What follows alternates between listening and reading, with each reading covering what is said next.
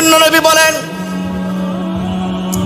আকসিরু যিকরা হাযিমিল লাজ্জাতিল মাউত।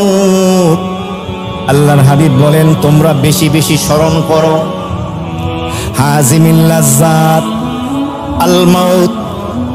মানুষের জীবনের স্বাদকে বিনাশ করে দেয়, বিস্বাদ বানিয়ে দেয়, হায়াতের জীবনকে নিঃশেষ করে দেয়, জীবনকে কষ্টদায়ক বানিয়ে দেয়, বিনাশ করে দেয়।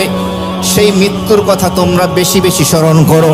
আকসিরু হাযিমিল লাজ্জাতিল মাউত।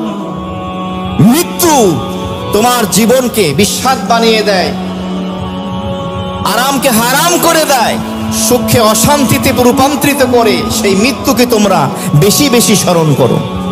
কেন বলা হলো হাদিসের ভিতরে এই বারবার মৃত্যুর কথা? মৃত্যুকে তোমরা স্মরণ করো, কারণ মৃত্যু কখন কাকে পাকড়াও করবে কেউ বলতে পারে না।